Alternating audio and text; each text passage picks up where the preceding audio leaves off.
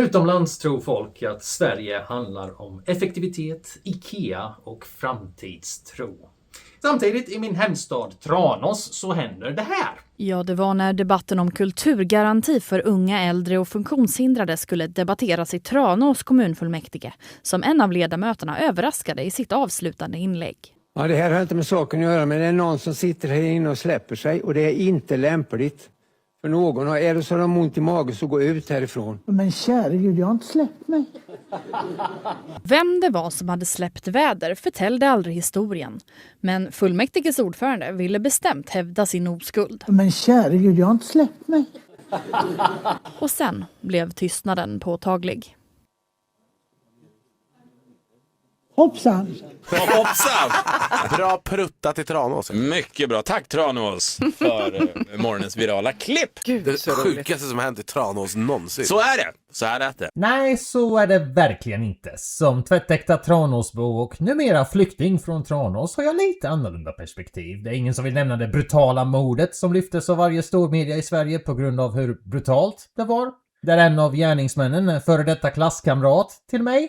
Ingen som vill nämna självmordsbombaren förresten. Skitsamma. Vi kommer djupdyka lite mer i Tranås atmosfär senare i videon. Och även lyfta en större fråga om landsbygden mot storstan. Men just nu vill jag bara skratta åt att varenda människa i Sverige känner till Tranås av helt fel anledningar. Vilket också är helt rätt anledningar.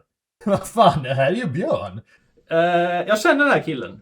Vad sjukt att se honom på TV och i de här virala klippen. Han skrev till mig för många år sedan och ville ta en fika eftersom han uppskattade min YouTube-kanal. Och jag måste erkänna att det här är nog första gången jag känner att jag borde hållas juridiskt ansvarig för den här YouTube-kanalen. Jag menar, jag visste att jag hade inflytande, men den här sortens inflytande, ja, jag känner mig stolt. Den här sortens konfrontation har ju liksom uppenbarligen en viktig samhällsfunktion. Jag menar, här kan man snacka samhällsbidrag. Och den här sortens samtal har man ju behövt egentligen, velat ta många gånger i livet i tysta Sverige. Till och med när man skulle ha sin uppkörning i Tranås. 47 000 views bara på en short från Expressen. 500 000 visningar på en skämtsida och enda rubriken som behövdes var Tranås kommun. Nästan 1 miljon på Expressens TikTok. Över 1,5 miljon på Aftonbladets TikTok bara här. Veckans avsnitt av morgonpasset i P3. Tranås blev ämnet som följde upp Ebola-utbrott. Aftonbladet, Expressen. Själv såg jag det på TV4-nyheterna. Sluta prutta eller gå ut. Alltså jag ser inga citattecken här, så är det här budskapet från själva Expressen? Känns ju inte direkt som opartisk journalistik det här. Och självklart blev det 500 000 ögonvittnen bara på Tranås tidnings Facebook-sida. Citat: Björn Forsell berättar att han fått mejl från olika håll i världen om att hans inlägg fått dem att skratta. Slutcitat. Aha, okej. Han har alltså lyckats göra Tranås internationellt känd som en prutthåla. Och om jag ska hävda att detta inte rörde mig till tårar av lycka, då vore jag en syndare. Självaste Tranås tidning tog till och med stolthet i den virala spridningen av stadens namn med en helt annorlunda vinkel. Stanken gjorde att Björn Forsell från SD fick nog och intog talarstolen. Fis-inlägget sprider sig. Tycker att det har blivit stort. Jo, det har det ju verkligen, men absolut inte på sättet som ni hade tänkt er. Medierapporteringen utanför Tranås siktar uppenbarligen på Stefan och Christer, medan medierapporteringen inuti Tranås framställer detta som ett demokratiskt genombrott. Och det är det ju, det är bara det att det främst var ett brott mot kalsongerna. Självklart kommer den detaljen inte finnas med när du läser medströmsmedia. Vilket visar varför min kanal är så viktig. Swishig. Förresten, om du vill veta hur mörkt det kan vara att växa upp i mörkaste Småland, köp gärna min bok En arg blatte talar. Länk i videobeskrivningen. För er som aldrig varit i Tranås, senaste gången jag besökte min hemstad så tog jag en promenad genom torget. Så kom det en bil och körde förbi. med nationalsången på maxvolym så att det dundrade. Och även på håll så såg man liksom 5 armar som sträckte ut varsin heil genom fönsterrutorna. Som att de trodde att de var med i någon bortklippt scen i svensk kulturdebatt. Och det sjukaste var att det inte var en epa. Jag kände nog då att jag nog inte höll med låtens innehåll. Beteendet gjorde mig väldigt osäker på att vilja leva och särskilt att vilja dö i Norden.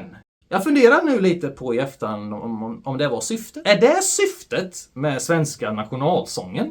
Lämna gärna en kommentar. För nu har kommunpolitiken eskalerat till biologisk krigsföring. Han pekade ut någon, men det var en kvinna som bara, va? Nej, jag har inte gjort det. Käre Gud, jag har inte släppt mig. Nej, det var inte jag heller. Jag lovar. Käre Gud, jag har inte släppt mig.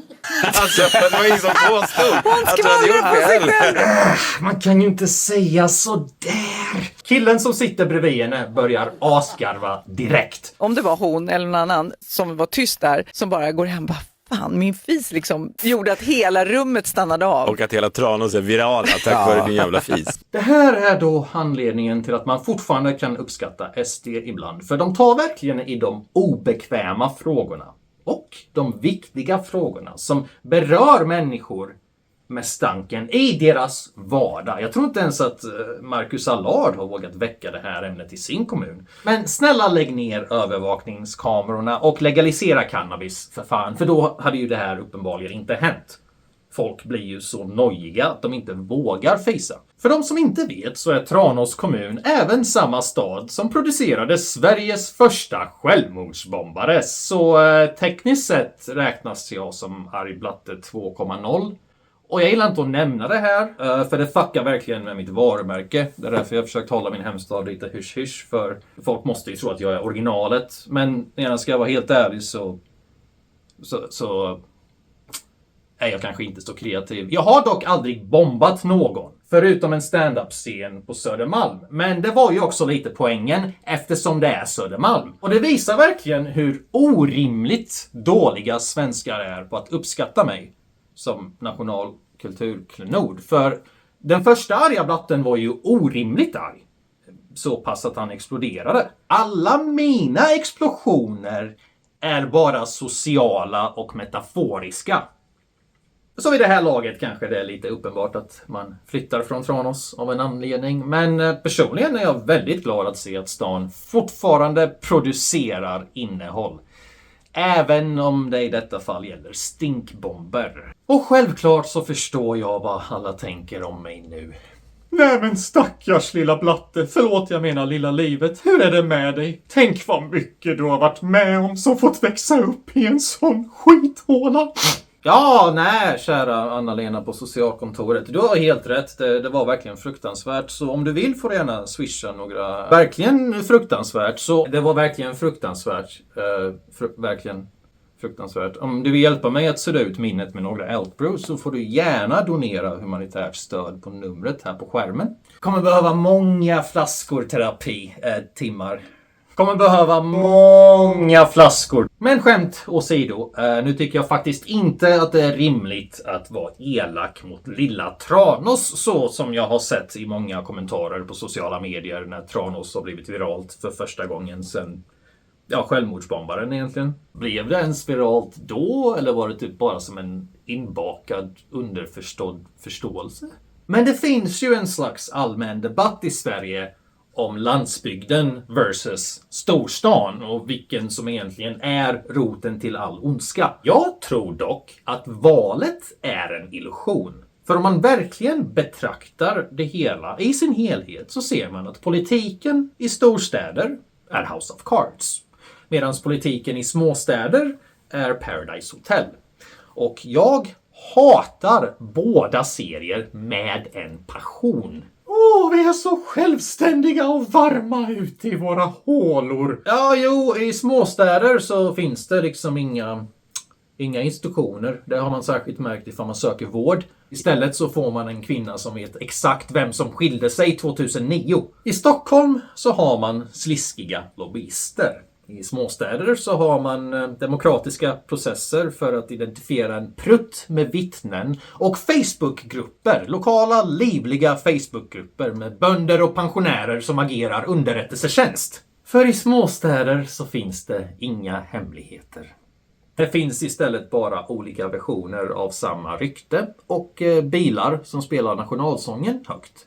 Orimligt högt. Sen har man ju sett en del kommentarer från Tranåsbor när klippet har blivit viralt på sociala medier. Bara i Tranås. Självklart Tranås. Av alla skitiga hålor är det just Tranås. Men jag tycker att Tranås har blivit väldigt orättvist utpekat här. För om man kollar på alla skithålor som finns i Sverige, all pun intended, så är ju mörkertalet enormt här. Jag vågar satsa pengar på att det här inte bara händer i Tranås. Har du någonsin varit i Mjölby? Har du varit i Nässjö? Har du varit i Vetlanda? Norberg? Har du varit i Älmhult någon gång? Örebro? Har du varit någonstans förutom våra 4 största storstäder? För det räknas. Om jag skulle nämna varje stad där svennar ser rädda ut när de ser en hårdrockare så tror jag bara vi lämnas med Göteborg. Och jag vet att göteborgare gillar att dricka. Så jag tror inte de fiser så mycket mindre där. Jag gillar göteborgare. I alla fall, jag beklagar att det har dröjt med min stora seriösa video som jag jobbar på. Det har tagit längre tid än vad jag förväntade mig eftersom jag försöker göra något mycket större. Men jag lovar att den kommer väldigt snart, så håll utkik här på kanalen för det verkar vara välsignat att ha notifikationer som funkar. Har jag fått många klagomål på. Så medan Sverige utreder luftkvaliteten i kommunfullmäktige så tänker jag återgå till mitt redigerande och så ses vi snart. Tack för att du tittade så här långt.